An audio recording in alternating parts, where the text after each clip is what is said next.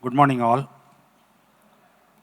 The panel today, we are discussing the universality of Periyar thoughts. Periyar, as a social reformer, as a radical thinker, and as a serious political organizer, is the reason why the state of Tamil Nadu has prospered today. That is what we believe in, and that is what we argue. Now, the question is whether Periyar can be confined only to the boundaries of Tamil Nadu. When you look at the happenings, what is happening around the world, you realize the importance of his thoughts. Like, for instance, the rise of right throughout the world in the recent times. Now, how do you explain that? There are several explanations for that kind of rise of the right. One explanation is that people who are actively supporting the rise of right are in fact the victims of the right. And that is the tragedy of the whole politics of it. Now, when the politics of hatred rises its head, then how do you tackle it? There are several tools that are advocated, but all seem to fail miserably. And the recent elections in the United States as well as in many countries in the Western Europe shows the inadequacy of the existing strategies, political strategies that are around. But if you look at the political prospects here and the kind of politics that plays out, you realize that how Periyar could foresee these kinds of problems, and he could draft methodology, a political methodology to tackle this. What is that? I will give you a quote about his position on who he is. That is a very important quote to understand who Periyar is and his universality. I am a rationalist. Moreover, I am a social reformer who attempts to eradicate irrationality among my people. That is why I do not have any affinity to religion, any affinity to God, any affinity to Puranas, any affinity to nation, any affinity to language, and any affinity to literature. But I have only one affinity, that is the affinity to humanity and society. Now, if someone can have this kind of a methodology, then I think the problem can be tackled. Now, if you take the kind of politics that plays out as of today, particularly in the rise of right, whatever Periyar negates are at play. Now, boundaries are very strongly defined. Then boundaries, the heights of the boundaries are raised continuously, physically and metamorphically. Not only that, patriotism is given a new slogan, and the politics of hate is finding more and more deeper roots. When that is the circumstance that prevails, political circumstance that prevails all over the world, and Periyar looks like the beacon of hope for us. Now, I would like to open the panel discussion by inviting first Dr. THILLAINAYAGAM. As a person, as an author, he has translated Periyar's work apart from other works. I would like to ask him, on your behalf, about his experience in translating Periyar's works into English. Over to Dr. THILLAINAYAGAM. Thank you, sir. And I am also thankful to the co-panelists. Now, I have done, naturally, any young man or old who has some concern for society, who has some concern for the downtrodden, and when the untouchables are treated like this for no reason.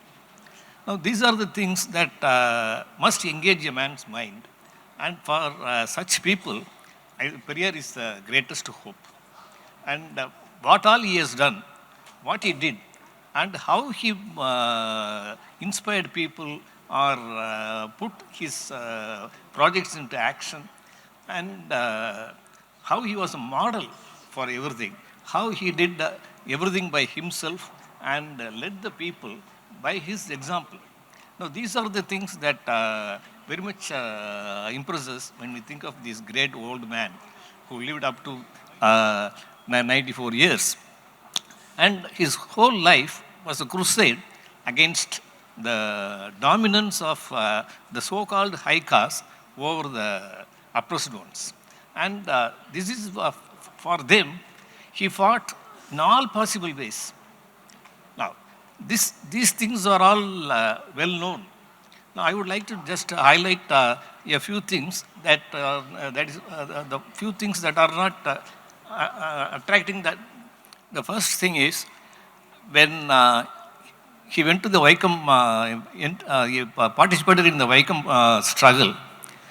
He was the man who did almost all the works involved in that, whether it is canvassing or collecting donation or leading or participating. And finally, what happened? He was the only person to be punished with rigorous imprisonment. Nobody else was punished like this.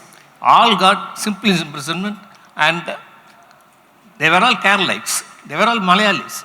And this man from Tamil Nadu goes there and is arrested. He is given simple imprisonment. He comes out. He again violates the magistrate's order, and he is given rigorous imprisonment. And he has to spend a few months suffering all these things. But mind you, in Erode, he was one of the richest men. And he gave up all these things. When he fought against Toddy, he destroyed all the coconut palms in his farm. When there was the promotion of Khadi, he gave up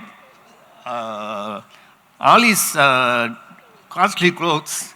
Not only that, he began wearing Khadi alone. And later on, he also insisted on his family members to wear Khadi, including his mother, who was about 80 years old. And then you have this courting arrest. There, he took his wife, he took his sister. They also had to contribute their part for this struggle. And about the question of marriage, he introduced the new concept, self-respect marriage, where the Brahmins would not be allowed, where there was no Sanskrit slogans which people could not understand. So these are the things that he questioned, and he was able to inspire people. And I would like to answer your question also, the rise of the right way of thinking. There were people like this Periyar, and people thronged Periyar's meetings. Today, if anybody were to speak about these things, I don't think he will have any audience. So like that, in everywhere, in every aspect of life, we see this kind of degradation. And everybody thinks that whatever he gets today, now that is going to be his forever. And they are not ready to think beyond the present. They are not, and for them, only the minute, the way they spend their time, the entertainment they are interested in, like that, they are occupied only by these things. They are not able to see even beyond today. And in such a situation, I think only the rights will be gaining ground. And we do not know what is waiting for us and how we are going to come out of this mire. And for all this, we need hundreds of Periyars, thousands of Periyars, and we have to motivate our new generations to listen to people like Periyar and give up thinking about, well, there are so many. I need not list them. Now, the people who need our attention are people like Periyar. Thank you.